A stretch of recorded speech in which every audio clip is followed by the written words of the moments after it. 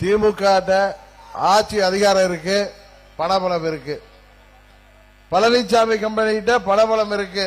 புரட்சி தலைவர் கொடுத்த அந்த சின்னத்தை வைச்சிட்டு மக்களை ஏமாத்திடலாம் நினைக்கிறாங்க. ஆனால் அவர்கள் இந்த தேர்தலில் துரோகத்திற்கான பலனை அனுபவிக்காமல் விடமாட்டார்கள். அதற்கான வேலையை தான் அண்ணன் பழனிசாமி செஞ்சிட்டு இருக்கு. விநாசகாலை விபரீத புத்தின்னு சொல்லுவாங்களே, அதுதான் பழனிசாமி இன்றைக்கு செய்திருக்கார். என்னென்று கொன்றாருக்கும் ஓய்வுண்டாம், ஓய்வில்லை செய் நன்றி கொன்ற மகர்க்குன்னு சொல்லுவாங்க. அது மாதிரி உங்களுக்கு எல்லாம் தெரியும், யாரு நம்பிக்கை துரோகம் செய்கிறார்களோ அதற்கான பலனை அவர்கள் அனுபவித்தே தீருவார்கள். இது எல்லா மதங்களிலும் சொல்லப்பட்டிருக்கின்ற நீதியாகும். அதை பழனிசாமியும் அவரோடு இருக்கின்ற ஒரு சில சுயநல கும்பலும் உறுதியாக வருங்காலத்திலே அதை அவர்கள் நிச்சயம் அவர்கள் செய்த தவறுக்கான தண்டனையை தமிழ்நாட்டு மக்கள் அவர்களுக்கு கொடுத்தே ஆவார்கள். இப்ப கூட தெரியும் உங்களுக்கு, பழனிசாமி 4.5 ஆண்டு ஆட்சியில செய்த ஊழல் முறைகேடுகளால் இன்றைக்கு அவங்க முன்னாள் அமைச்சர்கள்லாம் நீங்க ஓடி ஒளிஞ்சிட்டு இருக்காங்க. நீதிமன்றங்கள்ல வழக்குகள் இருக்கு. ஏதோ கவர்னருடைய தேவால இன்றைக்கு சில பேர் தப்பிச்சிட்டு இருக்காங்க.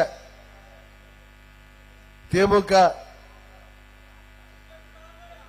உறுதியாக அவர்களை ஒன்றும் செய்யாது. ஆனால் தமிழ்நாட்டு மக்கள் இவர்களுக்கு தக்க தண்டனையை வருகின்ற பாராளுமன்ற தேர்தலிலே கொடுப்பார்கள்.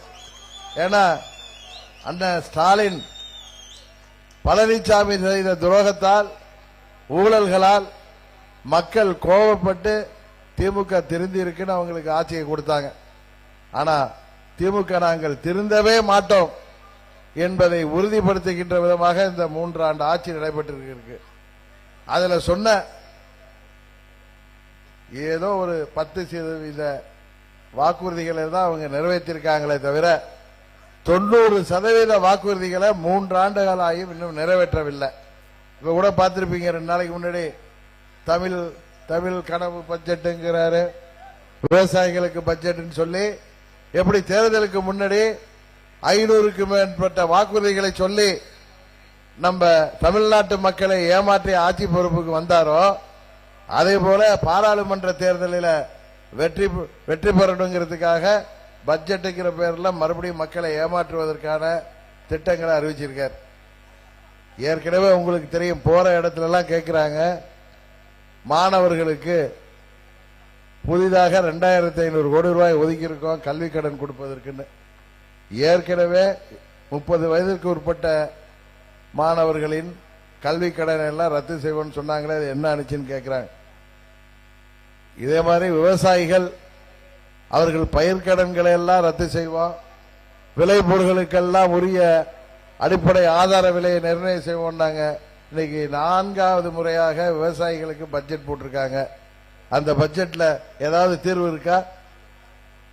அதுபோல எத்தனையோ சொல்லிட்டு போலாம்.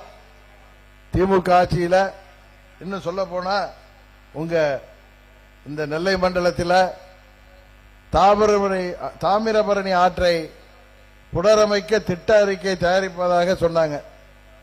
ஆட்சிக்கு வந்த 3 ஆண்டுகளுக்கு பிறகும் தாமிரபரணி என்ற ஆறு இருப்பதே அரசுக்கு இப்பதான் தெரிஞ்சிருக்கு.